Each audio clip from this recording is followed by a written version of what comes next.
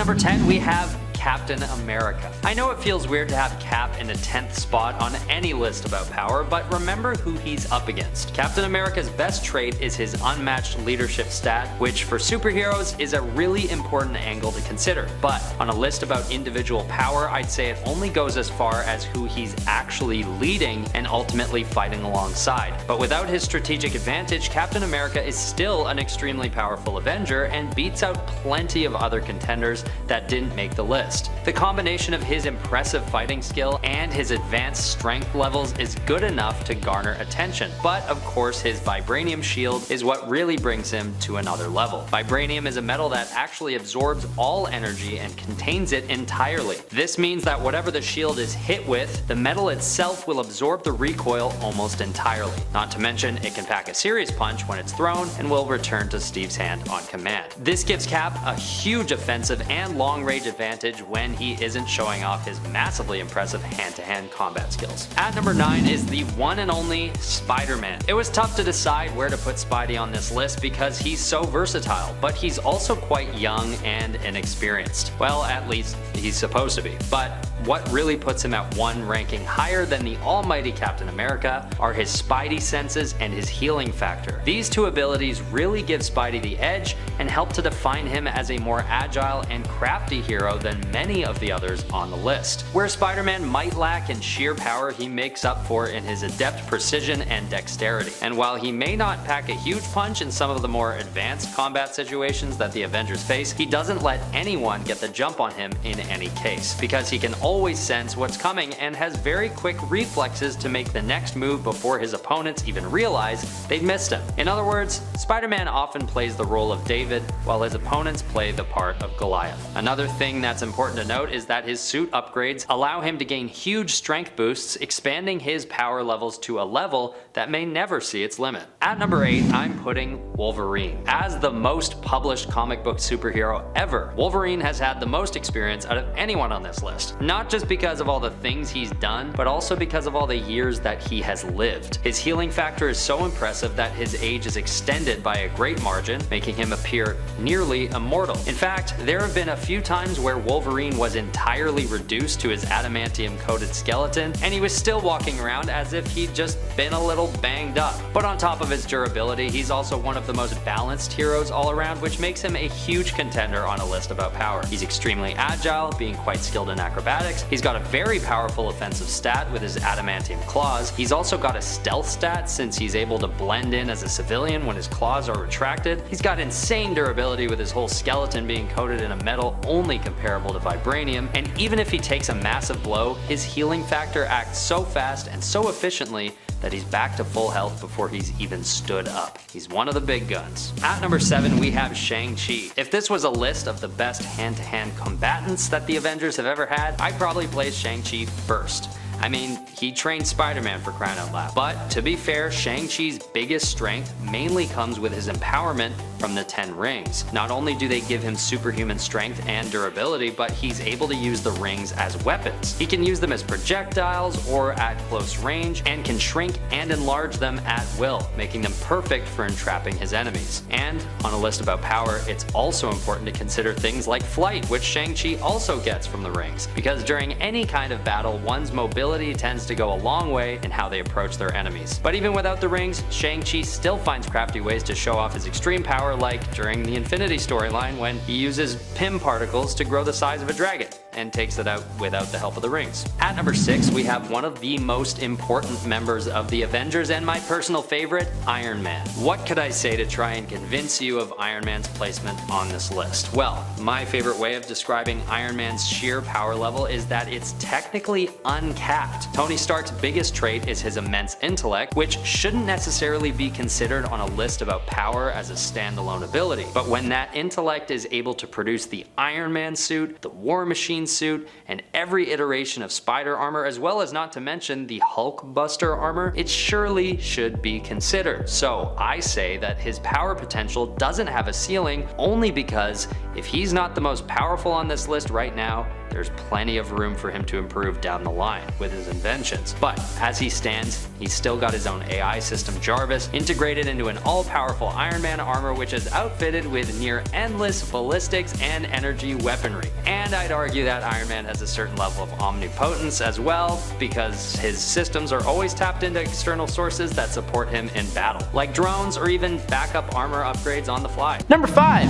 Moondragon. It may come as a surprise, but Heather Douglas is actually one of the most powerful human-born telepaths in existence. She gained her power after she trained under the Shaolin monks of Titan, thanks to Thanos' father, Mentor, taking her in. Her telepathic abilities rival and surpass even those of powerful mutants like Professor X. With this power, she has been able to mentally enslave an entire planet of beings who were constantly at war with each other, bringing peace to said planet. She has been in a psionic stalemate with the Sorcerer Supreme, and she's even straight up de-lifed a clone of Thanos who, at the time, had even greater mental powers than Professor X. Her powers are so powerful in fact that they can maintain themselves subconsciously, meaning that even if she is unconscious, she will maintain the effects of said powers. A huge part of her character, even the reason for her awesome Moondragon name, comes from the fact that she is, or was, actually under the influence of an extremely powerful entity known as the Dragon of the Moon, who has been manipulating her for a long time, even initially letting Heather believe she had overcome the demon. But thanks to this dragon, she has been able to take on a dragon form where she could move faster than light, survive in space, and was super strong and durable. Number 4. Jack of Hearts. Jonathan Hart is a hero you may not have heard of. Jack Hart was the son of a brilliant scientist, a scientist that created the ridiculously efficient liquid sci-fi fuel called Zero Fluid, that in a tragic comic book backstory was exposed to Jack and gave him his awesome abilities. Due to the cellular mutation that took place after his Zero Fluid exposure, Jonathan Hart is now able to produce pink concussive energy beams and blasts from his hands and body, taking up the incredibly clever name of Jack of Hearts, apparently in honor of his father's love of card games, and not because it's actually his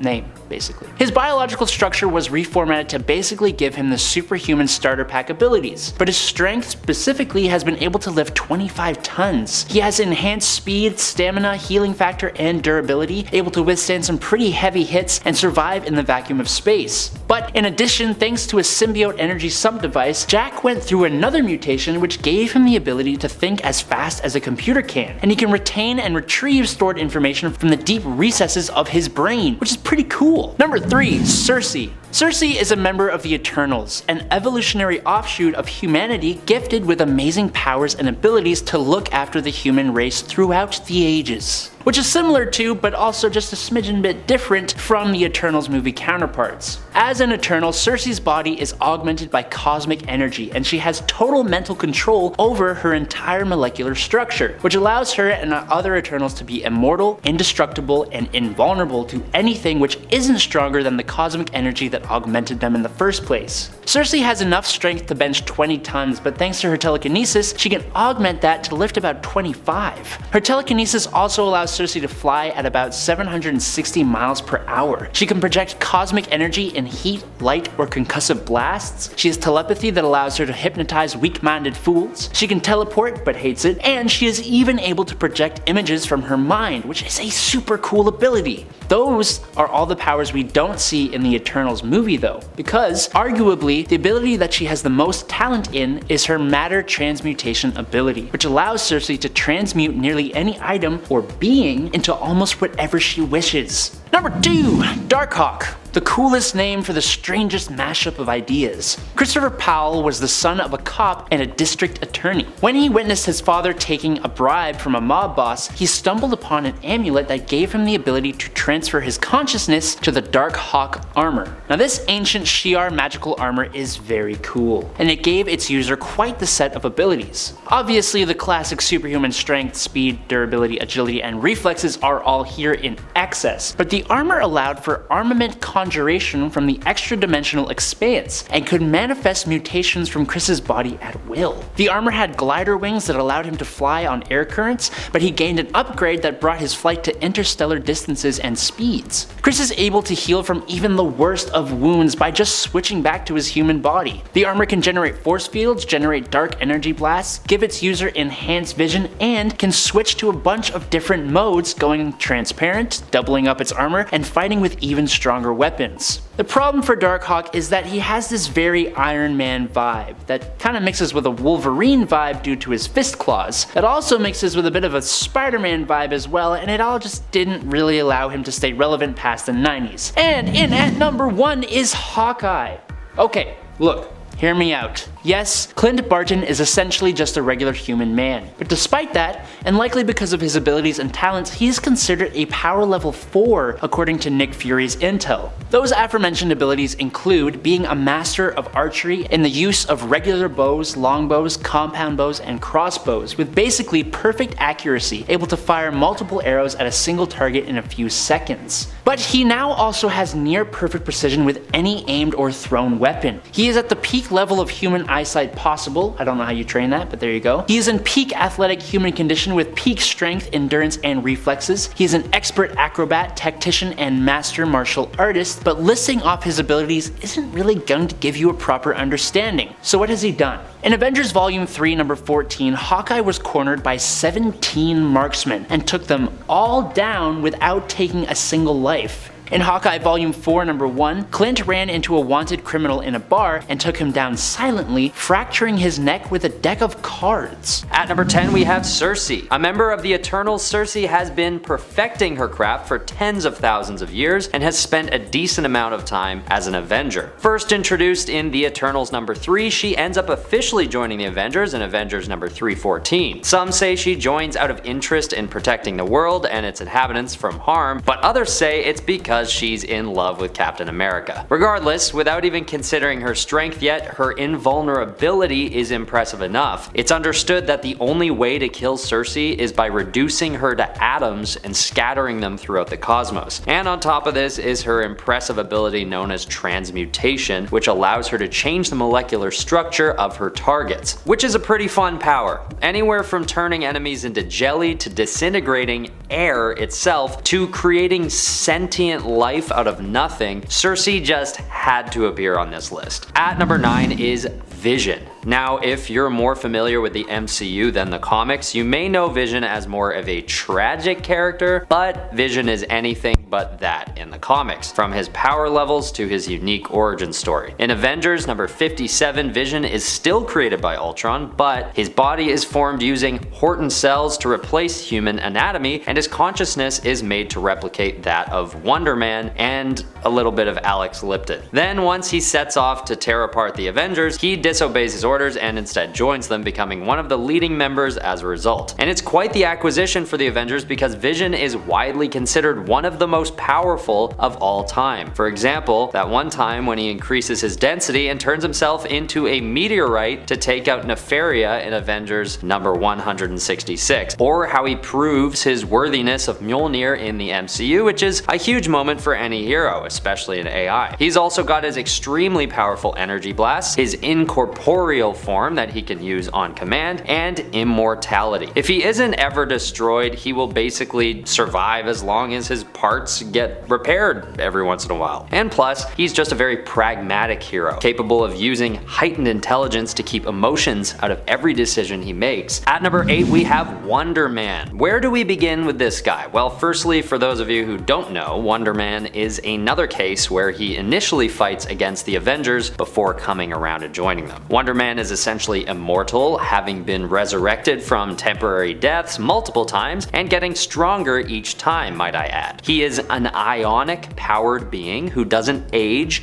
and doesn't need oxygen, food, or water to survive, but that's just speaking to his invulnerability. He's also a shapeshifter with adept teleportation and martial arts abilities. He's known to be in the 100-ton strength class, putting him up there in power levels with the Sentry, the Hulk, and Thor. Oh yeah, and he can't be infected by a symbiote, which is great news for the Avengers, who would basically be done for if that happened. Some of his more impressive feats include knocking out Hercules, Namor, and Abomination, as well as holding off the Thing, and of course taking down Ultron with his bare hands. The only thing holding Wonder Man back is his inflated ego and insecurities about his powers, as well as his somewhat vague sense of right and wrong at times, but that's not much of a downside considering how powerful powerful this Avenger is. At number 7, we have the World Breaker himself, the Incredible Hulk. Need I expound on this one? The Hulk has always been known as one of the Avengers' most valuable assets, and even with his weakness being that he lacks control over his actions, his power level alone outbalances that shortcoming by a long shot. Besides, part of what makes the Hulk so important to the team is that he's unhinged. If he actually had a conscience, it would be argued that he wouldn't exude quite as much strength at times, considering a lot of it is confused rage induced. In Marvel Comics Presents number 52, he destroys an asteroid twice the size of Earth, he tears the fabric of reality in The Incredible Hulk number 126, and during Secret Wars he holds up a mountain range on his own to protect his fellow Avengers. And as often as he causes problems for Earth, he has also protected it from cataclysmic events many times, like the time when he prevents an earthquake with his own hands. This hero is probably the strongest on the list in terms of brute fighting strength, and if we'd made this list about 20 years ago, he'd probably be in the top 3. But these days there are just more to come that simply deliver just a little bit more than sheer brute strength. Like Hyperion, who's in our number 6 spot. Known by some as the Superman of Marvel, Hyperion has a ridiculously impressive power set and a very complex motivation for heroism. Although there are plenty of different iterations of this hero, the one most commonly known to be an Avenger originates from a recently destroyed universe. And what's more is that he has to relive this experience in his mind repeatedly due to his non-linear light-based memory. This is important to note on a list about power because it really explains why this hero puts so much into his work as a superhero, to create happier memories for him to experience in perpetuity. But an even better gauge for his powers are his feats as a hero, such as the time when he lifts Atlantis, yes the city, and destroys it single-handedly before beheading Namor in 2016 Squadron Supreme number 1. He's also got extreme speed while flying, traveling from Nevada to Sumatran and back in less than a minute. That's speed that could contend with some speedsters, and Hyperion does it while flying. Number 5. Multiversal Masters of Evil. The Multiversal Masters of Evil were actually powerful enough to defeat the Avengers. So this one, actually the proof is in the pudding in this case. The Multiversal Masters of Evil were actually powerful enough to defeat the Avengers, or rather the Avengers of 1 million BC, aka the prehistoric Avengers, but still, even when they went back in the day, the first Avengers were still some of the most powerful people on or off the planet of Earth. So I feel like that's still really impressive. I know before, in part 1, some people in the comments wanted to know which Avengers team we were comparing these other teams to. We're like, how can you compare them if you're not telling us the parameters, Amanda? Well, you know, I don't really have a lot of time to go through the parameters, but what I will say is I'm more thinking of these teams in comparisons generally speaking. So, meaning any and all versions of the team can really be contrasted to each other. No specific parameters per se, although I am leaning more towards like classic Avengers, I guess when I'm thinking of it. These are more teams that would just be considered more powerful than at least one of the Avengers rosters. And we already know the Multiversal Masters of Evil succeeded there because they already beat the prehistoric Avengers. The Multiversal Masters of Evil are different from the standard team, and they actually include Doom Supreme, King Killmonger, Black Skull, Dark Phoenix, Ghost Goblin, and Kid Thanos. Number 4. Squadron Supreme. Squadron Supreme is kind of like Marvel's version of the Justice League. And I know what you're thinking, but wait a minute, Amanda. I thought the Avengers was like Marvel's version of the Justice League. Well, yes and no. The Avengers team doesn't really have powerhouses in the same way as the Justice League does, and Squadron Supreme kinda does that a little bit better than the Avengers does, if we're comparing. Marvel even went so far as to rename the alternate reality version of them that also appeared in 2021's Heroes Reborn event the Squadron Supreme of America. Get it?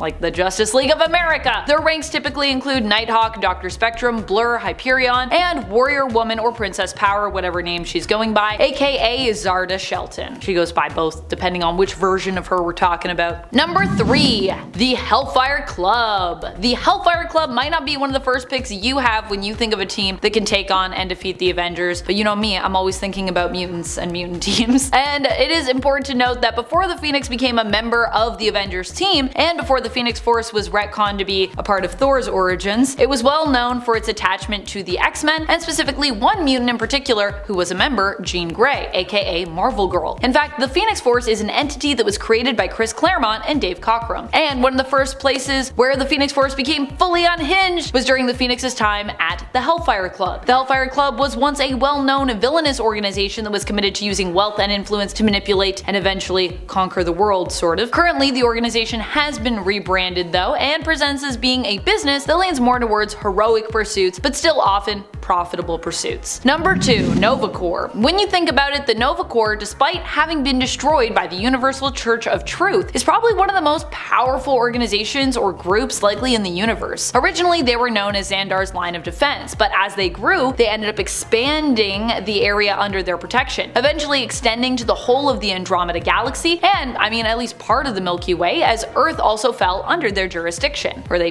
decided to take it under their wing. And while yes, as of Annihilation Scourge, they may be gone right now, with only Richard Rider as Nova surviving, it's more than likely that we will eventually see them return in the comics at some point. And usually when we do, they're just really powerful, so we should acknowledge that. Number 1. Elders of the Universe. The Elders of the Universe are some of the oldest beings to exist out in the universe. In fact, they are so old that in some cases their origins remain a mystery to us to this day, lost to time. They don't always work together, preferring sometimes to kind of do their own thing, but when they do end up joining forces for anything, they're also pretty unstoppable. They have worked together to take on Galactus and were for a while holders of the Infinity Stones back when they were known as the Infinity Gems in the comics. And in fact, I feel like if they came together to protect those, maybe Thanos would have never taken them? I don't know. Among the Elders of the Universe are the Challenger, the Champion Trico Slatterus, Ego, the Living Planet, the In-Between, the Collector, the Grand Master, the Profiteer, and Lady Karina Korvac, the wife of one of the Avengers' greatest enemies, Korvac. There's also a lot more of them out there than we know, which means if they were to all assemble, it would likely be a scary time for just about everyone else in the Marvel Universe. It would be pretty scary. But coming in at number 10 is Hydra. To call Hydra a team isn't exactly a full truth. This organization is and has been comprised of not just notable villains like the Red Skull, Baron von Strucker, Gorgon, Contessa Valentina Allegra de Fontaine, Viper, Arnim Zola, Baron Helmut Zemo, Kingpin, Taskmaster, Absorbing Man, Bullseye, Crossbones, and many others, but there are also countless nameless henchmen and agents who all spout Hail Hydra. A notable mention going to Bob from the Deadpool comics. You're a good guy. As one of the commenters on part 1 made note of, Hydra isn't so powerful in the sense that they can absolutely obliterate foes, but they have something a lot of villains seem to lack: patience. The slow burn is their bread and butter, with slowly enacted plans that eventually lead them to almost secure world domination. Characters like Thor could punch as many dudes as he wants, but it's the members of Hydra who we don't even know about that are the real problem. What is actually insane to me is that Hydra has actually been around since pre-human time. It was a group of cold-blooded reptile-like aliens that planted the seeds that would eventually give rise to Hydra, with our earliest records of Hydra dating back to 3rd Dynasty Egypt. And at number 9, the Marauders. I think that a lot of mutant villain teams can give the Avengers a headache. As a commenter said in the last video, there is a reason that villains like Magneto and Apocalypse say that mutants are the superior species. Well, one of the cooler mutant villain groups out there, in my humble opinion, would be the Marauders. Originally, the Marauders were a group of mutant mercenaries working for the villain Mr. Sinister. They were formed by Gambit in order to eradicate the population of physically undesirable mutants known as the Morlocks. To accomplish this task, Gambit called in Sabretooth, Arclight, Harpoon, Malice, Scalp Hunter, Scrambler, Vertigo, Riptide, Blockbuster, and Prism. The team has also been led by Magneto, Grey Crow, and Mystique at different points in time, and has also had villains like Ares, Chimera, Omega Sentinel, Polaris, Sunfire, and other unnamed soldiers. And as you might have guessed from Mr. Sinister's involvement, there have also been clones of these characters on the team as well. This group of mercenaries may not seem like the most powerful, but with such ruthless and unforgiving characters, they could easily do some damage to the Avengers. On a side note, if I hear someone bring up Rune King Thor again as if he was ever on the Avengers team with all that power, I want to lose it. He was around for like 5 minutes and it was to stop Ragnarok, and then he just went away. In at number 8 is the Hellfire Club. Similar to Hydra, again, the Hellfire Club are not exactly a team, but kind Kind of. And also like Hydra, they play a much more subtle game in terms of their villainous ways. The Hellfire Club has been around since the 1700s, beginning as a British social elite club that would provide luxuries to its members that were not exactly legal or not exactly morally upstanding. But they had a secondary goal of putting together their financial wealth and political power to influence the world from the background for their own goals. Well, it has many members in different cities, some of which are just regular wealthy people. The group is run by its inner circle, many of whom are indeed powered, and more often than not, they are mutants. This group takes their names after different chess pieces with the black and white kings, queens, bishops, and knights. Now, we've already talked about one of them with the White Queen Emma Frost, my bae. But there have been many other members, and not all of them have been villainous. So, specifically, we're going to talk about the more evil ones. Names like Sebastian Shaw, Elias Bogan, Blackheart, Tom Cassidy, Mystique, Magneto, Trevor Fitzroy, Norman Osborn, Ezekiel Stane, Jason Wingard, Mountjoy, and Emma Steed have all been part of the Hellfire Club. While it isn't really an evil group anymore, with most of the current group made up of heroes, in its prime days of villainy, it absolutely caused problems for the world's heroes. Whoa. Are you subscribed to Top 10 Nerd?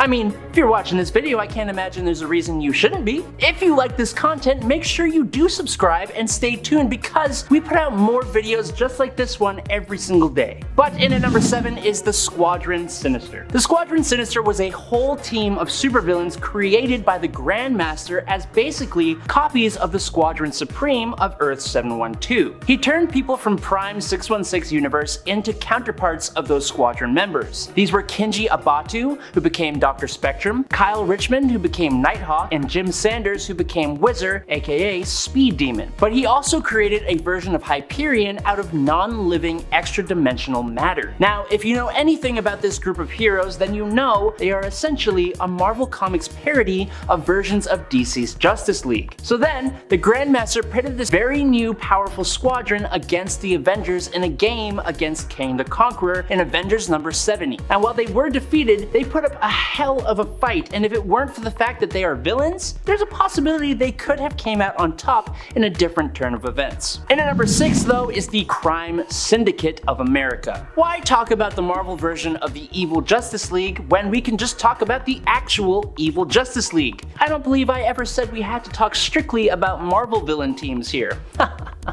Anyways, no. DC's Earth 3 is home to the Crime Syndicate of America, an evil, power-obsessed, and incredibly powerful version of the Justice League that were even strong enough to almost completely take over the actual Earth Zero of DC Comics. Where the Squadron Sinister has Hyperion, who is basically a poo-poo version of Superman, the Crime Syndicate has an actual kryptonite-addicted Superman who pushes around the moon. But on top of that, they have Deathstorm with the Firestorm Matrix powers, Grid, which is basically Cyborg, Johnny Quick, the homicidal Flash, the cowardly Power Ring, who would probably fall to the Avengers honestly, Superwoman, who while extremely powerful was also extremely manipulative, and obviously Owlman, Thomas Wayne Jr., and his sadistic version of Alfred Pennyworth. I would actually love to see how the Avengers fare against this group of villains, because I think it would be really interesting. Let me know your thoughts down below. Number 5, X-Men. I mean, of course I was going to put the X-Men on this list. Y'all know me, I'm a huge mutant fan. And the premier mutant team in the comics, of course, is the X-Men. I've also loved that over the years the X-Men has become more of a global team than just necessarily an American one. Unlike the Avengers, which has tended to remain mostly American in terms of their prominent team members throughout the years. I mean, most of the people on the Avengers tend to be American, not always, but I feel like the X-Men is a little bit more global in that regard. Although they do also have a lot of American members. I mean, based in New York. It's Marvel Comics. X-Men's current and previous lineup have also been exceptionally strong, and even the OG X-Men roster featured some mutants who are still considered the most powerful even today, and who are still around, of course, in the comics even today. The current roster features Cyclops, Firestar, Forge, Iceman, Havoc, Magic, Jean Grey, aka Marvel Girl,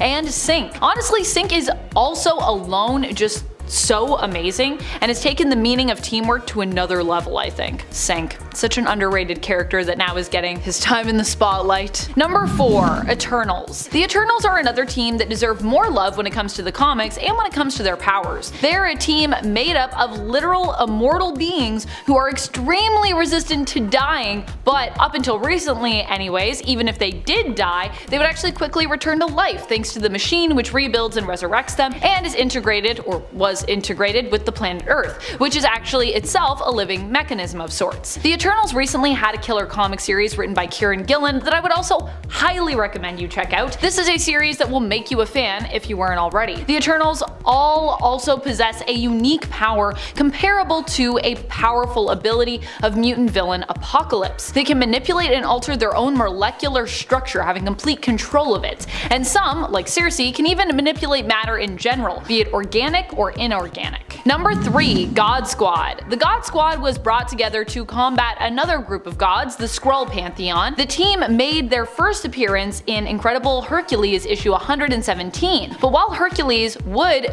become their leader, they were actually brought together by Athena's command. Although she didn't serve on the team, a bunch of other super powerful individuals and gods did. With Hercules leading, their roster over time also included Thor, Circe, the Silver Surfer, Ajax, Amadeus Cho, Snowbird, Mikaboshi, Adam, Galactus, and Venus. The God Squad only made a few appearances, but I still think they're a super cool team, and I'm still disappointed we didn't get to see them in Thor Love and Thunder. I was kind of hoping. God Squad, but alas. Number 2. The Annihilators. The Annihilators are an insane cosmic team, and you know how I feel about the cosmic world of Marvel. It's probably one of the most powerful areas. The Annihilators first appeared in Thanos Imperative Devastation issue number 1, and were created by Dan Abnett, Andy Lanning, and Miguel Sepulveda, during a time when the Guardians were getting a refresh by Abnett and Lanning in the comics. The team was actually inspired by Star-Lord himself, who had an idea for a truly badass team of galactic guardians, which Cosmo put into action. The team has featured Beta Ray Bill, Silver Surfer, Gladiator, Icon, Quasar, and Ronan the Accuser. At one point they used their powers to combine two suns together and prevented them from going supernova. So yeah, that's the power level that we're talking about. Number 1. The Defenders. I feel like the Defenders is a team that is often forgotten, but is randomly like one of the best superhero teams we've ever seen from Marvel. Perhaps this also has to do with the fact that none of its members ever really wanted to join or be there, at least not initially. The Defenders was the name given initially to the reluctant team up of the Hulk, Namor, and Doctor Strange, with Strange acting as the de facto leader of the team. Also, just having Doctor Strange as the leader of any team makes it pretty impressive, hence why the Midnight Suns are also on here. When it comes to Avengers teams, he tends to be more elusive, and even solo, he's known for being a powerhouse, so combine him with other powerhouses on a team, albeit ones, you know, in different categories like the Hulk and Namor, and you can see how this team becomes seemingly unstoppable. In fact, I feel like the fact that each of these heroes, you know, kind of has their own thing going on is what makes the Defenders so great. And they've also had a lot of other people join them throughout the years that have also been insane. As long as they all happen to be working together, the Defenders is a pretty great team, which of course, especially in the beginning, wasn't always the case. But hey, they figured it out. Number 10. Starbrand. Starbrand isn't so much a singular person as it is a power in and of itself. Right now, the current Starbrand in the 616 universe is Brandy Selby, daughter of Suzanne Selby, who became the Starbrand after the one before her, Kevin Connor, passed away. The Avengers stepped in and had to help Suzanne deliver little Brandy, an act that caused Suzanne to pass away and attach the Starbrand to Brandy. Since Brandy's birth, she's used the Starbrand to fly and survive without oxygen and in the vacuum of space, and she can use extremely powerful energy blasts that can take down multiple people at once. But the Starbrand itself is an incredible source of power, proven by other people who have wielded it. The bearer of Earth 723's Starbrand used the power to create music that can influence human behavior to the extent that he has unified the people of his world as a single hive mind. On Earth 541, the Starbrand bearer has conquered his world and installed himself as the head of a benevolent monarchical dictatorship, but like a good one that actually somehow works despite the lack of freedoms. Number 9. Mantis. Mantis actually got her start in comics when she used her abilities to reform Swordsman or Jacques Duquesne, which actually got her into the Avengers. Mantis's powers and abilities are more than what you may have gathered from her film counterpart. Mantis has complete control over her body, which in turn gives her peak human agility, the ability to accelerate healing through force of will, and an empathic nature enabling her to communicate telepathically with and sense the emotions of others as psychic vibrations. She can also control her heart and respiratory rate and blood flow. Her master of the Kotati priest's martial arts, which focuses on the manipulation of nerve endings and pressure points, has enabled her to knock out beings as powerful as Thor, and her telepathic and empathic abilities are improved upon thanks to her 2 little antennae she has coming out of her head. It doesn't stop there though. Mantis also gained abilities when she merged with the Kotati, such as being able to communicate with both plants and animals and survive in space in a physically solid energy form. She can transfer herself from plant life to plant life across interstellar distances or dimensions, creating a new body from the plant life where she ends up. She can transmit and receive telepathic impressions, she has precognitive powers, and more recently she can fire powerful pyrokinetic energy blasts, form energy shields, communicate directly with cosmic beings such as eternity and death, and completely control her personal energies as well as her physical form. Number 8. Tigra. When Greer Nelson first came on the scene, she was just known as the Cat and was given powers tied to her costume, but that all changed when she became Tigra, mutating into a human-tiger hybrid in a ritual that bound her to the Cat People, which is a very silly name, but was a race of humanoid cats who were created in the Middle Ages. Now before you laugh at her for looking kinda silly, just know that in her tiger form, Tigra is granted some awesome abilities. Her superhuman strength allows her to lift over 10 tons, with her leg muscles allowing her to perform a standing jump of 12 feet. She can run at speeds of around 70 miles per hour, has superhuman durability, agility, reflexes, and stamina, and as we all know, cats have heightened senses and like to knock things off of where you carefully place them. And as far as I know, the former is the same with Tigra, whose senses are about 10 times that of a human. Tigra's eyesight can sense the infrared portion of the electromagnetic spectrum, allowing for night vision. She can more easily detect the movements of an opponent. Her hearing is so strong that she can detect a ball of tissue paper being dropped at a distance of 40 feet, and her sense of smell lets her track people.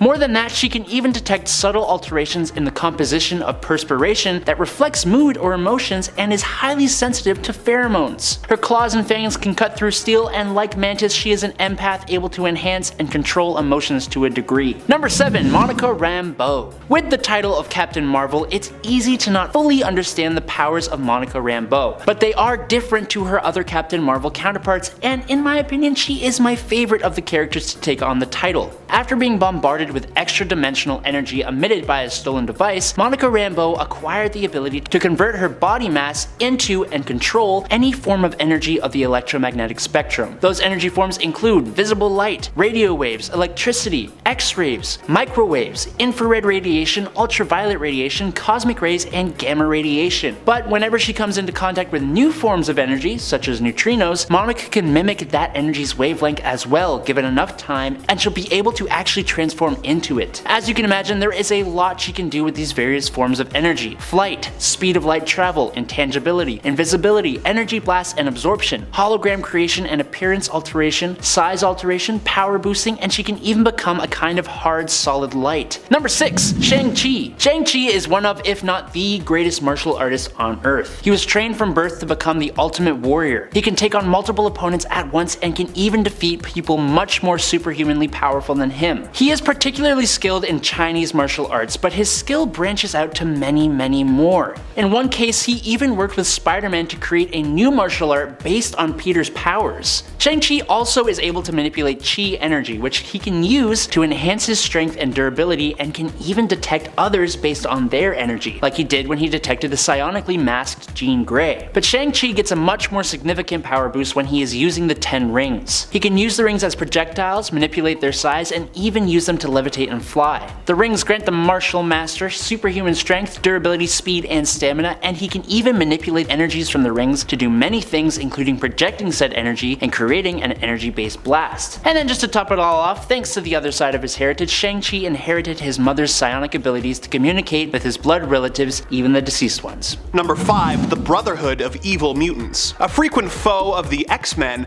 the Brotherhood of Evil Mutants is a group formed by Magneto with with the goal of either eradicating or subjugating humanity so that mutant kind can take their place as the dominant species on Earth. While membership has fluctuated over the years, it has played host to villains such as Magneto, who has been able to take on the Avengers by himself in the past, as well as Quicksilver and Scarlet Witch, who of course later joined the Avengers. Some of the other members they have had over the years include Mystique, Toad, the Juggernaut, the Blob, Pyro, Mastermind, and Sabretooth, just to name a few. With these powerful team members and their Omega level leader, it would take an impressive roster of Avengers to triumph over this Brotherhood. I mean, what's Iron Man going to do against the Master of Magnetism other than die horribly? The Brotherhood consistently gives the X-Men a run for their money, and frankly, the X-Men are usually way more powerful than the Avengers, so Earth's mightiest heroes would have one hell of a fight on their hands. In order to even stand a chance, they would have to be fighting with a roster that includes Captain Marvel and the Hulk. Coming to number 4 is the Dark Avengers. Okay, so after the events of Civil War, Iron Man became head of S.H.I.E.L.D. This was pretty quickly followed by the Secret Invasion event where the entire world was basically infiltrated by the Skrulls under Tony Stark's watch. That led the people of the world to not trust him as S.H.I.E.L.D's leader, and so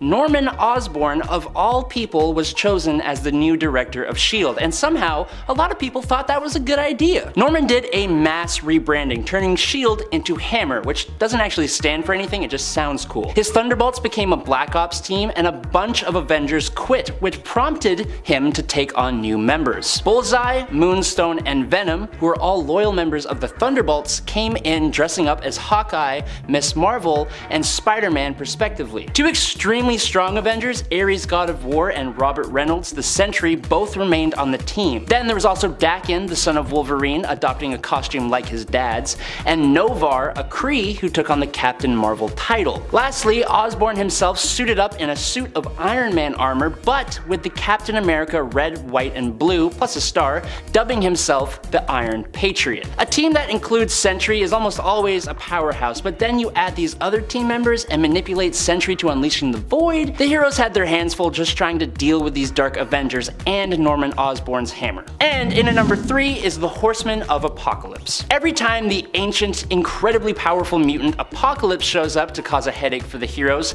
he is almost always accompanied by his horsemen. Extremely powerful mutants, and sometimes non-mutants, chosen by Apocalypse to receive biological, genetic, and celestial enhancements that push their power to a substantially higher level. They can have their powers augmented or receive completely new powers altogether, whatever would help Apocalypse and whatever his current goal is. Some of the most powerful beings have been one of the Horsemen at some point. I'm talking characters like the Sentry, Hulk, Wolverine, Sunfire, Polaris, Psylocke, and Gambit. But even characters that hadn't existed before showed up as his Horsemen, and they were intense. Apocalypse's final Horseman team, for example, were all largely unheard of characters, but there was Decimus Furious, who was a giant Minotaur-looking guy from way back in the Roman Empire, Jeb Lee, who can give people cancer and cause their flesh to be eaten away by playing on the drums, which is just odd. Sanjar Javid could transmit a whole spectrum of different deadly diseases via metal, and then there was Ishizumi, who could detach her jaw and send an absolutely massive and terrifying swarm of Yume beetles that could devour or dismember her target and steal their memories. Like what? And I haven't even spoken about the first Horseman, and I'm not going to. Number 2, the Black Order. The goal of the Mad Titan Thanos is to wage war on life itself in an effort to impress the woman he loves, who also happens to be Death. In order to help him with this goal, he has assembled a team of aliens to serve as his generals, the Black Order. Members include Corvus Glaive, who is not only a tactical genius, but immortal as long as his blade remains intact. Hela, the goddess of death, the Primordial Elder, the Challenger, who can access residual energy from the Big Bang, the telekinetic sorcerer Ebony Maw with persuasive powers, Black Swan, who can shoot optic blasts and has so much strength that she escaped from a prison designed to hold a Herald of Galactus, Black Dwarf, who is pretty much just big and strong, and Proxima Midnight, who is an expert combatant with super strength, endurance, and near invulnerability. They were memorably featured in the Infinity War movie and caused just as much, if not more, trouble for the heroes in the comics as they do in the film. And in at number 1 is the Cabal, morale in Secret Wars. You know, if you create a group for the sole purpose of destroying planets, you know they have got to be pretty powerful. And the Cabal, created by Namor the Submariner, are absolutely powerful. So, during Jonathan Hickman's Avengers and New Avengers, these things called incursions started to happen, orchestrated by the Beyonders. Essentially, two multiverses would crash together, destroying them both, and the focal point for that crash was the Earth itself. When the incursions started to threaten the multiverse, Namor had a different view from the rest of the Illuminati, and during the incursion with Earth 4290001, Namor destroyed that Earth to save both universes and save his Earth. Now when the next incursion presented itself right after that, the Illuminati were going to just let it happen instead of destroying an entire alternate Earth. Standing against that, Namor teamed up with Maximus the Mad of the Inhumans, and then together they freed the prisoners of the Illuminati, which included Proxima Midnight, Corvus Glaive, Terrax, the Herald of Galactus from Earth 13054, Black Swan, and the Mad Titan Thanos himself. Basically, this is like the Black Order from the last point, plus some insanely powerful additions. And they are very powerful. This group of villainous powerhouses were sanctioned by the United Nations to destroy the alternate Earths that appeared during incursions. While Namor had planned to use explosions to destroy the other Earths, Thanos, who pretty much took control of the group, led them in what was basically a complete and utter slaughter. After Namor tried to betray the group during another incursion, they instead became trapped on the other Earth and escaped to the ultimate 1610 universe, where they welcomed an evil alternate version of Reed Richards, known as the Maker, onto that team, making them even more powerful. When they survive the end of the multiverse and end up on Battleworld, this group was strong enough to face an army of Thors, but they didn't really stand a chance against God Emperor Doom. Number 10. Gamma Corps. Not to be confused with Gamma Flight, the space program, or the other Gamma Flight, Alpha Flight training team. The Gamma Corps are actually made up of various different Gamma mutates, who basically were initially brought together to be used in hunting down the Hulk, believing him to be responsible for their fates and their mutations. They later learned, however, the truth and ended up turning on the Illuminati as a result. Team members included General Riker, their initial leader, Timothy Wilkerson, known as Prodigy, Gray, Griffin, Mr. Gideon, and Mess. While they were rescued by the Hulk from a Hulk AI and later depowered, I would say that at their height they could stand a chance against a more classic Avengers roster. And friends, before we move on to our next spot on this list, if you love what we do here at Top 10 Nerd, why not show us you love us by giving us a thumbs up. Number 9. Thunderbolts. The Thunderbolts might not be as good at teamwork in some cases, but they are definitely more interesting than the Avengers when it comes to their story, and despite being initially made up secretly of a group of villains led by Baron Zemo, the public even came to accept them as heroes. Over the years, their lineup has changed dramatically, and currently they are actually more of a mishmash of like less heroic folks and more heroic folks, although the fact remains that the Thunderbolts has always remained a more heroic, at least at heart, or at least anti-hero based team. One of their current members also happens to be Spectrum, aka Monica Rambeau, who is known for packing a punch. Number 8. Titans 3. Titans 3 is a group that is similar but different to another one I had on part 1 of my list. It is basically the Defenders, sort of, but also may predate the Defenders, I believe, in terms of their appearance. The Titans 3 only appeared in a couple of issues of Submariner back in the 70s, making their first appearance in issue number 34 and their last in issue number 35. This team was led by Namor the Submariner and was brought together to save the world, as many great superhero teams have been brought together in the past. Joining Namor were the Hulk and the Silver Surfer, so no Doctor Strange here, but still a very powerful team I think, even with only 3 of them. Number 7. Star Masters. Probably not a team you get to hear about often, I'd think, on YouTube, so let me get you up to speed here. Star Masters were brought together by the accusation that Quasar was guilty of murder, having believed to have massacred basically a bunch of people on a starship. Those that made up the team were the ones who believed him to be innocent. I also just love Wendell Vaughn and feel like we don't really get to talk about him too much on the channel for how powerful he is. Probably because Wendell, aka Quasar, isn't super prominent in the comics anymore these days, especially not Wendell as Quasar, because now we also have Avril. However, Wendell has appeared in the Guardians of the Galaxy series in recent years. While Quasar was obviously on the team, so was Beta Ray Bill, Silver Surfer, Morphex, and Zenith. After Quasar was proven innocent, the team became more focused on maintaining peace throughout the cosmos, basically like OP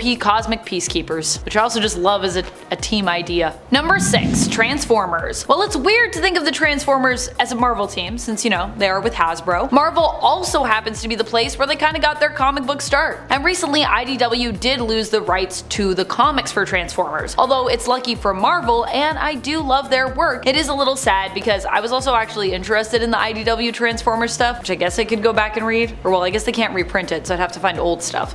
Oh well. I'm sure there's still lots of awesome stuff in store in the future for Transformers comics, no matter who the rights belong to, because they're just a really cool property. And either way, the team will remain unstoppable. I'm still waiting for an Avengers vs Transformers event, so hopefully that is something we could also see in the future. At number 5 is Blue Marvel. A very underrated and underdiscussed hero given his power levels, Blue Marvel has a stint as an Avenger, and no one really talks about it. Known to be as powerful as Thor and the Hulk, Blue Marvel has redirected enormous asteroids single-handedly, as well as sending Sentry into space with one punch. But he isn't known only for his brute strength. His matter manipulation is equally powerful and impressive, giving him the ability to transmute matter at a molecular level and harness antimatter at will. This makes him an excellent support member to the Avengers as well, giving him the ability to heal the wounds of his allies. And let's be honest, a hero adept with molecular manipulation powers doesn't often also have the strength to one-shot Ultimate Hulk or three-shot King Hyperion and contend against the Avengers after just returning from a 40-year retirement. Nor do they have Reed Richards saying that they might be 3 times smarter than Dr. Doom. But Blue Marvel does. He has all of this under his belt. There's just nobody out there quite like him. Other than maybe the guy who sits in our number 4 slot, Sentry. Although he is known to be one of the more troubled and self-sabotaging heroes in the Marvel Universe, Sentry's insane power levels and diverse power set still rank him at our number 4 slot on this list. Much like Blue Marvel, Sentry has Hulk-like strength as well as transmutation abilities, except he also deals with psionic energy as well as light manipulation. And he can also regenerate his molecules from nothing, meaning that he will always exist unless someone finds a very crafty way of combating or undoing this ability. The only caveat to all this is that Sentry has this evil alter ego called the Void, who is known to be even more powerful than he is, and is known as the being to have destroyed Asgard in the Siege storyline. And even though Sentry has struggled with mental illness causing his abilities and heroic feats to be rather inconsistent, the fact of the matter is that Sentry is one of the most powerful heroes in the universe, not just the Avengers. At number 3 we have the one and only God of Thunder, Thor. These top 3 were tough for me to rank because they're such popular and fluctuating characters in both the comics and the MCU, but it's fair to say that Thor takes a spot in the top 3 based on his insane influence on the Avengers as well as his sheer power potential. Originally known to be the only other being in the Marvel Universe to contend with the Hulk, Thor has only grown stronger over the years, with plenty of other heroes filling the gap between him and the Worldbreaker. And some of these feats that he has attained have been due to his extremely lengthy existence, having been a practicing warrior for millennia. Using his belt of strength and his hammer Mjolnir, Thor is also one of the best equipped heroes in the universe. He is powerful enough to resist the gravitational pull of a neutron star, knock out the Phoenix Force with one blow, and famously take out Mangog and Thanos in back-to-back fights. I could stand here and pretend to convince you, the real fans know that the only argument here is that maybe Thor could be placed even higher on the list. That would only knock out our number 2 spot, Scarlet Witch, and I'm not sure how I'd feel about that, because this hero is just an absolute powerhouse for the Avengers. She is the daughter of Magneto, or maybe not, as of recently, but I liked it better when she was, and she possesses an extremely dangerous and powerful set of magical abilities. Known to be able to manipulate reality on a cosmic scale, Scarlet Witch's powers have grown exponentially since her introduction in the X-Men number 4 in 1964. She has famously eliminated the powers of 99% of all mutants with one whisper during the House of M storyline, which is an absolutely insane feat of power. But she's also shown that she's possibly capable of creating whole universes on command, which brings her to yet another crazy level of power. Some people might argue to put her further back on the list because of her volatility as a hero, or arguably an anti-hero, but I honestly think that her powers are just too impressive to be outweighed by her struggles to control them. In fact, I almost put her at number 1, but the top spot had to go to Doctor Strange. Doctor Strange started off as a character that might not have presented as much of a powerhouse, but over time he has proven himself to be the most valuable member that the Avengers have ever had. He is capable of bending time and space on command with adept precision and can detect threats from extreme distances in space and time before they even occur. And if you take issue with this number 1 placement, just think of the scale of the forces he's faced with within his own storylines. He has to protect the world from the likes of Dormammu, Nightmare, and Urthona, among many other godlike demons. But what really makes Doctor Strange the most powerful out of all the Avengers is that he doesn't need to contend with opposition on the plane of reality that they come to him in. He is able to view the future and decide on how he wants it to play out before changing the fabric of reality to control any outcome he's faced with. The only reason that I could imagine someone might keep him from the number 1 spot these days is that he's known to have been nerfed quite a bit in the last 20 years, but even today I'd still argue that his power set puts him in the top spot. Number 10, Alpha Flight.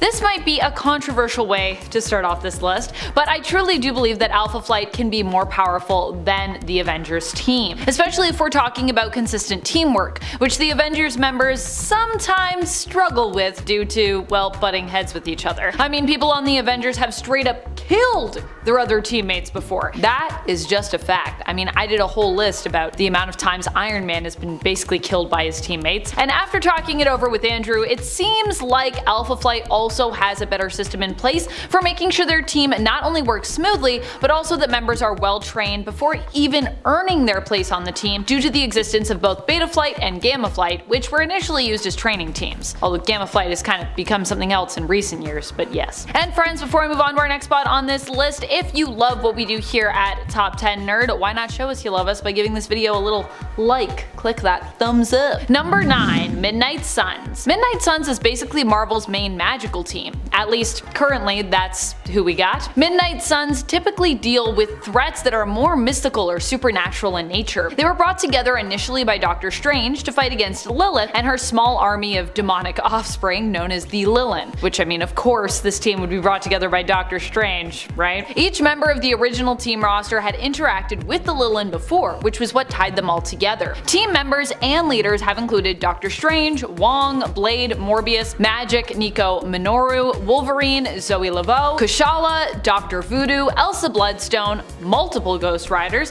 Hannibal King, Hellstrom, Iron Fist, Man-Thing, Jennifer Kale, Ben Reilly, Victoria Montesi, and Werewolf by Night. It's a lot of supernatural and mystical people. Number 8, Web Warriors. The Web Warriors are a fantastic multiversal team that spun out of the events of Spider-Verse. But even before they existed in the comics, they and the Spider-Verse were inspired by the team-ups of multiversal Spider-Man in the 90s Spider-Man animated series. The Web Warriors were brought together by the multiversal threat of the Inheritors, who hunted down various alternate Spider people, known as Spider Totems, across the Marvel multiverse. After they were defeated during the Spider-Verse event and the dust had settled, the Web Warriors were created to defend those worlds, who were left afterwards without a hero. Considering how powerful Peter Parker's Spider-Man is, I think you can understand how a team made up of various alternate versions of the character would be off the charts when it comes to their power level. I mean, Spider-Man himself is pretty crazy, like a team of Spider-Men. I wish we had an Avengers team that was actually just like different Spider people. That could be pretty cool. Number 7, Fantastic Four. The Fantastic Four, despite being often smaller in number, though they have expanded beyond that number over the years, is still mightier, I'd say, than the Avengers. But I also feel like that's to be expected. After all, the FF were one of the first Marvel teams and are referred to fondly as Marvel's first family. So if anything, I consider them kind of like the first team. The Fantastic Four usually is made up of the 4 initial friends and relatives who are forever changed by exposure to cosmic rays during their first voyage out into space. At least that's the original origin story. The team has had countless heroes join their ranks here and there over the years. Well, you know Mr. Fantastic, Invisible Woman, Human Torch, and The Thing. Some other members on the FF roster have included the Hulk, Wolverine, Ghost Rider, Spider-Man, Storm, She-Hulk, Nova, Moon Girl, Devil Dinosaur, Crystal, and Black Panther, among others. Number 6, The Quiet Council. They aren't really a team of superheroes, but the title of this video is simply Marvel Teams More Powerful Than the Avengers. Avengers, and the Quiet Council, I would consider them to be a team still. They're a team of folks in the Marvel Universe. Granted, their team is more about protecting their power and their nation of Krakoa, but hey, I think it still counts. The Krakoan Quiet Council as such is composed of not just mutant superheroes, but mutant villains as well, as Krakoa is said to be a place for all mutants, where past misdeeds are forgiven in the name of creating a better tomorrow and a safe haven for all mutants. Current members include some of the most prominent, iconic, and powerful mutants in all of existence: Destiny, Hope Summers, Storm, Exodus, Professor X, Emma Frost, Mr. Sinister, Captain Kate Pryde, Mystique, and Sebastian Shaw. Formerly, the council also featured such additional powerhouses as Apocalypse, Magneto, and Jean Grey, besides. And in at number 5 is the Masters of Evil. The Masters of Evil have actually had about 8 different incarnations over their time in Marvel Comics, and because of that, they've had a large handful of powerful members that have gone up against the Avengers, Thunderbolts, and even the Guardians of the Galaxy. The original group was brought together by Baron Heinrich Zemo after he learned that Captain America had returned to the world. He put together a group of the Avengers' various teammates, different villains. So, on this original team, we had Black Knight, Nathan Garrett, Melter, and Radioactive Man, and they chose to attack with Adhesive X, which was basically super glue, which I know how this sounds, but I promise they got way better. Allow me to list some of the other villains that have been a part of the Masters of Evil. We have Enchantress, Executioner, Ultron 5 as the Crimson Cowl, Dr. Octopus, Atlas, Absorbing Man, Bi-Beast, Bloodstone, Firebrand, Hellstrom, Claw, Moonstone, Satanish, Scorcher, Whiplash, Titania, Wonder Man, The Wrecking Crew, and Yellowjacket. And that's just the big names that stand out to me. Of course, these are all in different combinations with varying levels of effectiveness, but if coordinated properly, they have given the Avengers a tough time in the past, and they very likely could do it again. And in at number 4 is the Army of Evil. Is this cheating? Possibly. Do I care? Nope. Get at me, haters. The Army of Evil was essentially Baron Helmut Zemo taking his reformed Masters of Evil and creating an even bigger team of villains, all for the purpose of helping to expand the power and reach of his arch nemesis, Captain America. What? Yes, this wasn't the Captain America we are used to. This was an evil, twisted version of Captain America who was loyal to Hydra thanks to the Red Skull and his use of a sentient cosmic cube named Kobik. And that was only because Marvel decided to make Steve Rogers loyal to Hydra and then realized that no one wanted that. This Army of Evil consisted of Zemo and the current Masters of Evil alongside Absorbing Man, Baron Blood, Blackout, Blue Streak, the Circus of Crime, Count Nefaria, Cyclone, Dragonfly, Pharah, Graviton, Grey Gargoyle, Gypsy Moth, Hobgoblin, Jack-O-Lantern, Kraven the Hunter, Lady Bullseye, Living Laser, Madame Menace, Mr. Hyde, MODOK, Nitro, Regent, Scorcher, Serpent Solutions, Squid, the UFOs, Whirlwind, Wizard, and Yellowjacket, and they were sent to attack Midtown Manhattan to lure out America's superheroes, where Zemo would then use the Darkhold to trap the island in Dark Force. Number 3, the Cabal.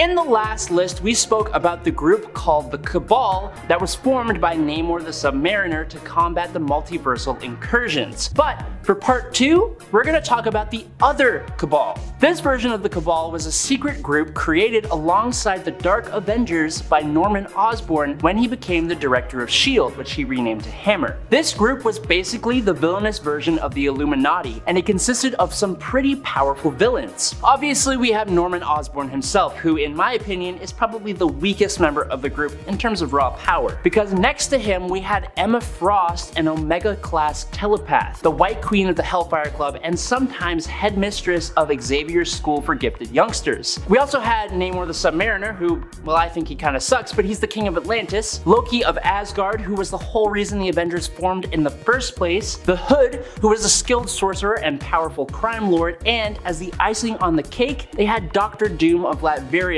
who really doesn't even need much of an introduction. Taskmaster was also part of this group as well for a little bit, so yes, this team was highly capable. Unfortunately for them, their alliance was tenuous at best, as it usually is with villainous teams. And at number 2 is the Legion of Doom. So we talked about the crime syndicate from the DC universe, but what would be even more compelling than that would be to see how a group of actual Prime Earth DC villains would do against the Avengers. And why not pick the Legion Legion of Doom as that group. The Legion of Doom is made up of probably the most prominent of the Justice League's individual villains. I mean, we've got Lex Luthor founding this team and being backed up by Black Manta, Cheetah, Gorilla Grodd, the Joker, and Sinestro. But that's just the original group. Currently, it consists of Amazo, Black Hand, Brainiac, Captain Boomerang, Captain Cold, Golden Glider, Heatwave, Punchline, Scarecrow, Vandal Savage, and Weather Wizard, plus all the original members who I just mentioned. And it at one point even had Black Adam, Mr. Freeze, and Ra's al Ghul. This team would absolutely crush the Avengers, and that's hard for me to even say because I definitely prefer Marvel over DC. There's just no doubt in my mind. Well,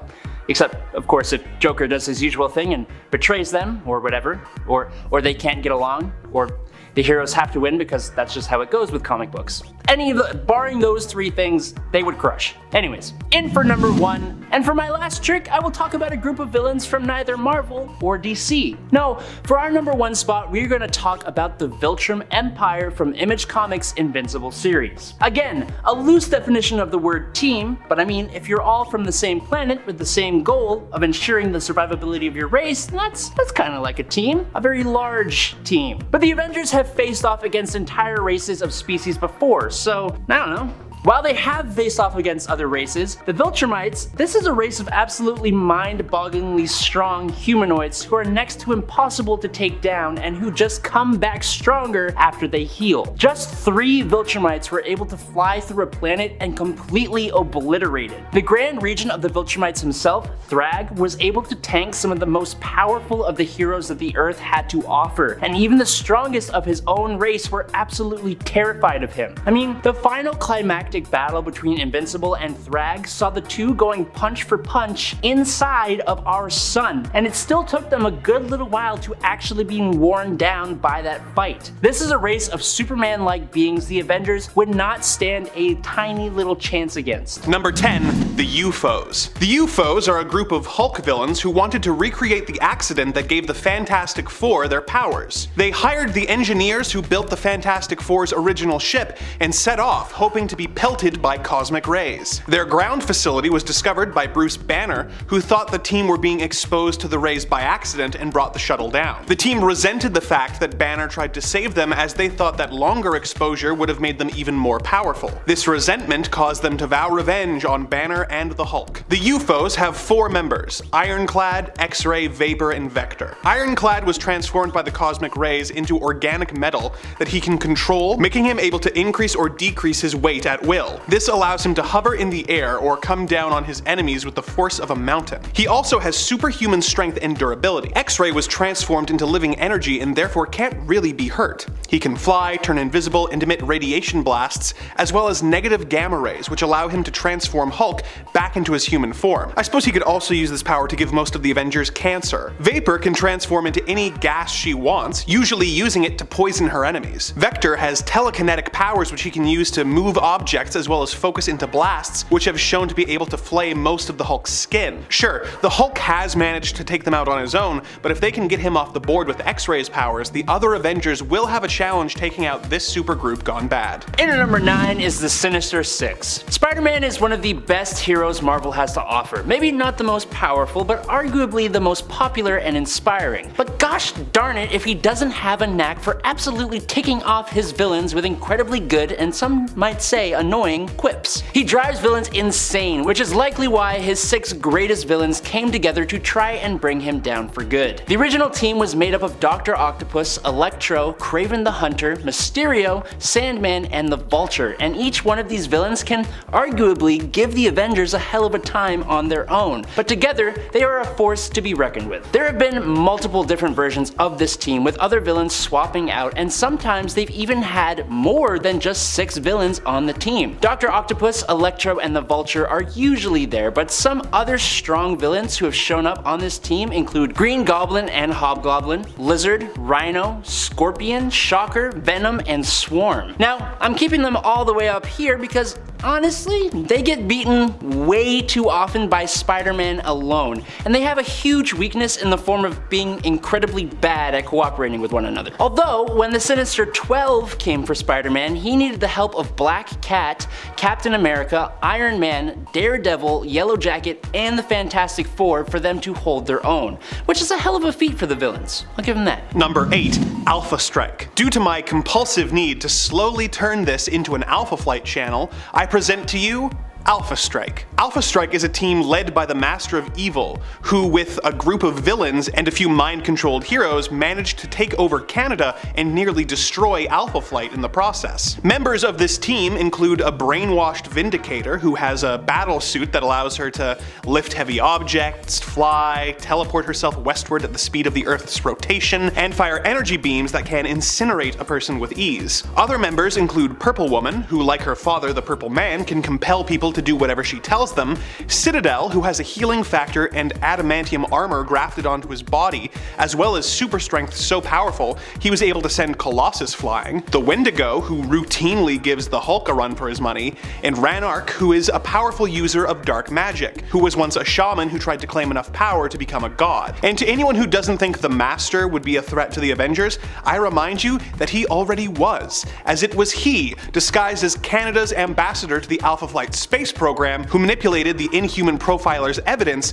in order to isolate Captain Marvel and help cause the second Marvel Civil War. Number 7. The Liberators. Hailing from the Ultimate Universe of Earth 1610, the Liberators are a group of supervillains who, with under-the-table support from the governments of Russia, France, China, North Korea, Iran, and Syria, invaded the United States. In an effort to counter the United States super team, the Ultimates, the team consisted of each country's version of a super soldier, as well as thousands of mercenaries who each had battle suits that granted them super strength and flight, but shortened their lifespans to only 1 month. Due to extensive planning before the invasion to counter the Ultimates, the Liberators were able to successfully invade in just a few days, taking out the Fantastic Four, the Ultimates reserves, as well as Quicksilver, Scarlet Witch, and Spider-Man. The Colonel is an Iranian version of Captain America, having a similar power set. This universe's version of the Abomination is from China, but is otherwise very similar to his 616 counterpart. Crimson Dynamo is a Chinese Iron Man who has a battle suit as well as 50 giant-sized duplicates that he can control. Perrin is the Russian equivalent of Thor, sporting a hammer and a sickle. Hurricane is a North Korean speedster.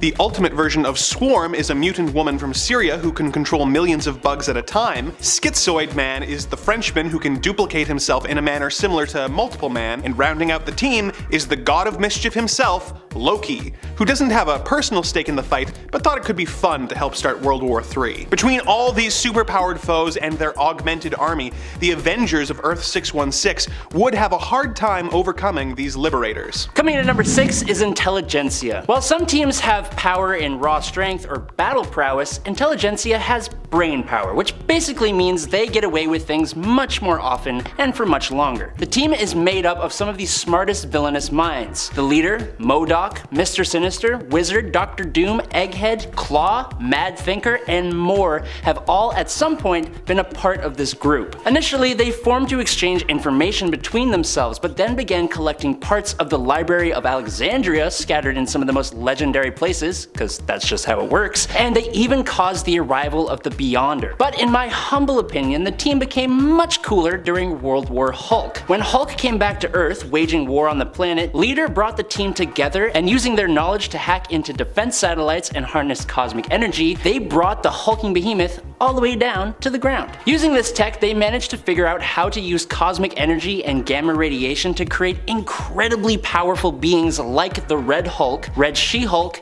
A-Bomb, and Amadeus Cho. Although, this led to their defeat because they're still villains. But in World War Hulk, they managed to succeed where the heroes had failed, and that's saying something. Now we have the new Intelligentsia, and I'm excited to see them do something truly villainous and very cool. Okay, at number 5 is Black Panther. T'Challa is not to be messed with, and it's not just because most of his gear is outfitted with all the vibranium anyone could ever hope for. He's also got a level of dexterity and stealth that brings his combat abilities to another level. This could be seen in the comics when he's able to take down Namor not once, but twice, or when he also finds a way to take out the Silver Surfer, which is an insanely impressive feat on its own. But what puts Black Panther above Iron Man for me is that he's got a similar intellect and employs it almost more impressively at times. He's able to create similarly ingenious pieces of technology to start, and much of the time totally on the fly. Like the one time when he creates a device on the spot that blocks Thanos' synapses in his mind, knocking him out there and then, at least for a time. But this is a big moment that shouldn't be ignored. Considering he's capable of this level of technological aptitude, and he's a superpowered being on top of it, it just gives him that extra edge over Iron Man for me. And that comes from a huge Iron Man stan. Although Black Panther is in my top 3 as well. At number 4 we have Hercules. I want to acknowledge that Ares could also easily hold this spot, but I figured that the list only had room for one Greek god. And having been teased in Thor Love and Thunder's post-credit sequence, it's looking like Hercules is set to appear in an upcoming MCU project, and it's about time. Hercules is one of the few characters that has ever been able to contend on an even keel as Thor, which I think speaks to how powerful he is in the comics. Son of the god of lightning, Zeus, Hercules is known as the god of strength, which should be enough to put him on this list to begin with. But what could also convince you would be, I don't know, that one time when he picks up all of Manhattan while facing off against Thor, or the time when he destroys the Thor clone in Civil War, which acts as a turning point for Cap's army. If that's not enough to convince you though, Hercules is also known to run at speeds above 100 miles per hour. Even though most people associate Hercules with Greek mythology, he has a very lengthy run with the Avengers and proves himself as one of their most powerful members ever.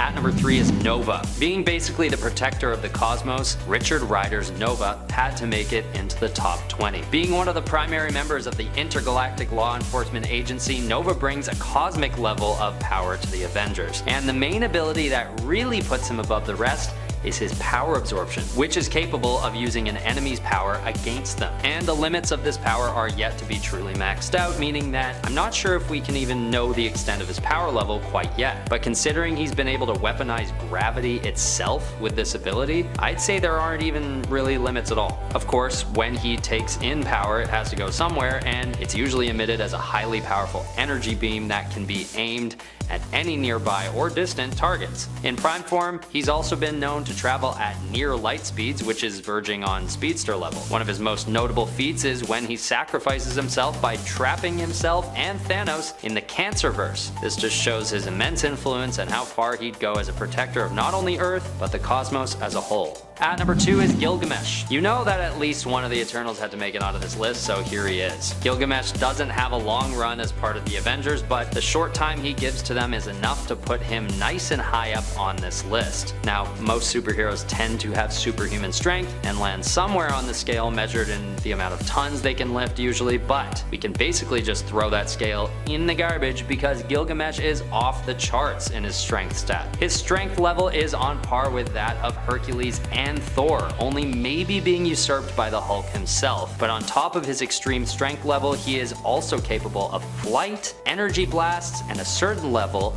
of energy manipulation, which, when all paired together, makes for a massive powerhouse who beats out many of the other members of the Avengers. Finally, at number 1 is a hero who could have arguably made the part 1 of this video, Captain Marvel. Born as a human, Carol Danvers' DNA is fused with Kree genes, thus turning her into a next level superpowered being. Being able to fly 6 times the speed of sound and having an adept energy manipulation skill, there's no wonder why Captain Marvel is considered one of the most valuable members to ever grace the Avengers. Whether she's destroying asteroids with a single punch or surviving an HLA energy bomb, Captain Marvel seems to be everywhere at once. And she sort of can be, given her insane speed and near omniscience with her flash precognition ability. This power allows her to anticipate events all across the cosmos from wherever she is, which is part of what makes her stand out as one of the foremost protectors of the cosmos. It's also just really helpful in anticipating the moves of her opponents before they make them. And although she does acquire this power when she's turned into binary, there are still remnants of it within her to this day.